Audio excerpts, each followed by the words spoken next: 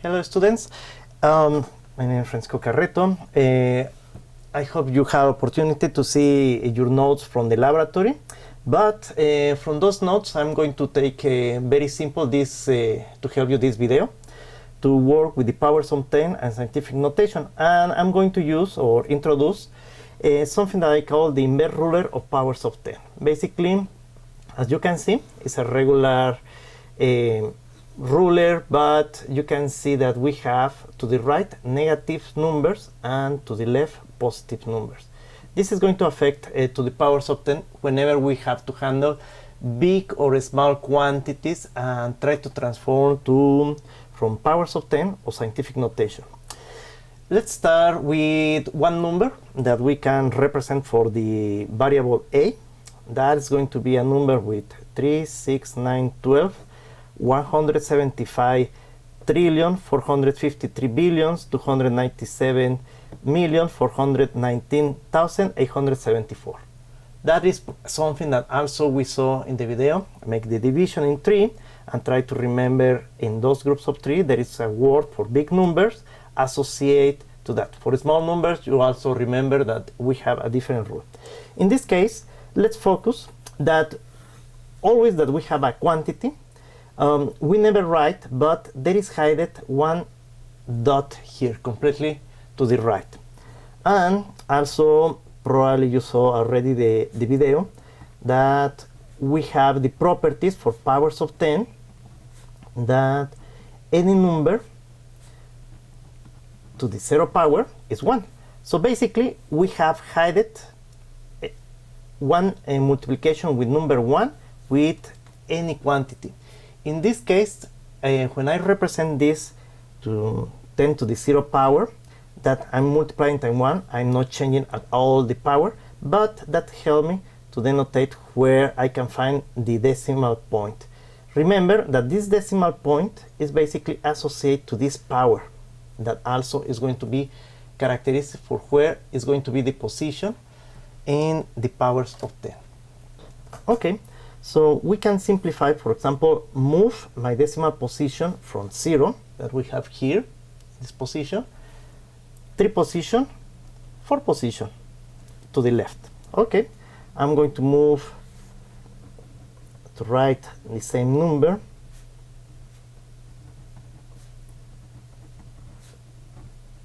from 0, 1, 2, 3, 4 positions.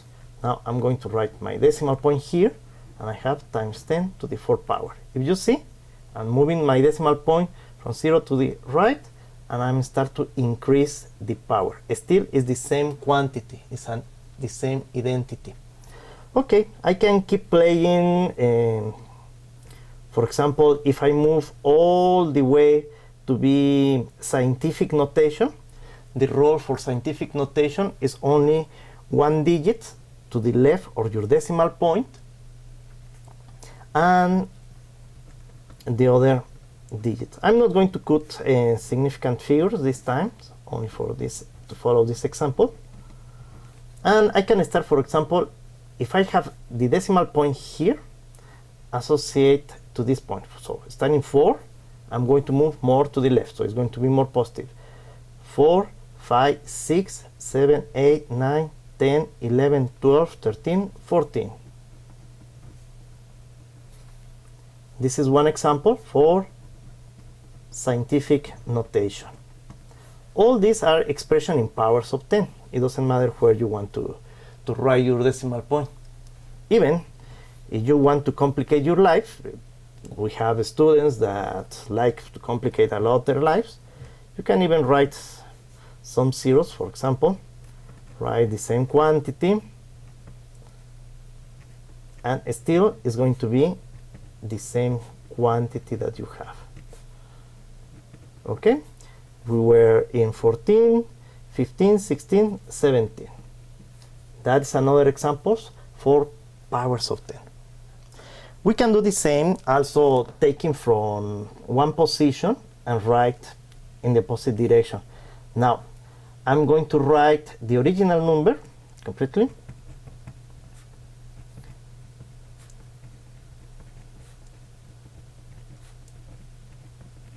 And why not complicate my life, writing several zeros that don't affect the quantity, but keep in mind that, for example, if we start from 0, I'm going to move now in this direction. -1, 0, -1, -2, -3, -4, -5. That is still the same quantity, even when I add 5 extra zeros. I hope it helps you to simplify many things. Or, for example, whenever we have another example, let's try with one small quantity.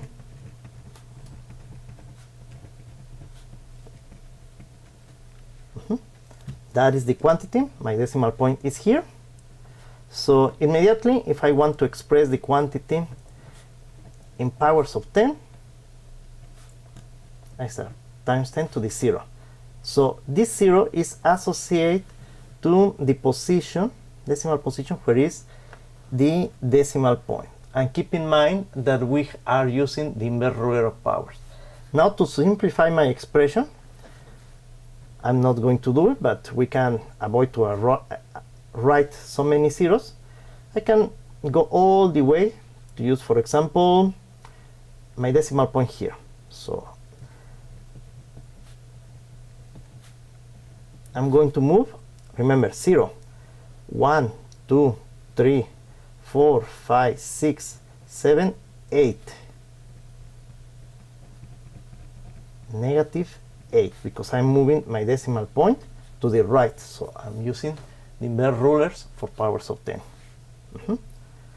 Okay, if I want to express this quantity, in fact, I can avoid to express all this and keep only 0.1532 times 10 to the -8. Or in scientific notation, if I want to use, I'm going to keep using scientific notation, keep only one digit between 1 and 9 to the left of your decimal point. I can start here. In -8, I move one more position to be -9. So even we have a word associated to this one. So 1.532, and we call billionth. 1.532 billionth. That is one way to express this quantity. But again, we have many ways to keep playing with your decimal point. For example, here, I'm going to move more my decimal point, 9, 10, 11. Okay? Even you can express this in word like 153.2, and we need to express this, that is associated to that, and is going to be 100 billionth. That is a composed word, 100 billionth. That is expressing basically these powers of 10 in this position whenever you mention point. So it's very important to mention that whenever you do your exercise. This is basically how simple is express big quantities, and you avoid to be writing all these zeros. On purpose, I avoid to write this, but if you keep track of all this, okay, you can rewrite all the zeros, but it's not necessary whenever you are using this notation. Only use the most significant figures. Whenever I say significant figures, I mean the numbers different of 0 that are expressed around the point. You can even have some zeros here whenever you have more numbers to the left or the right. Oh, that's 0. Okay, that's basically this video. I'm going to post another videos in a moment. Thank you very much.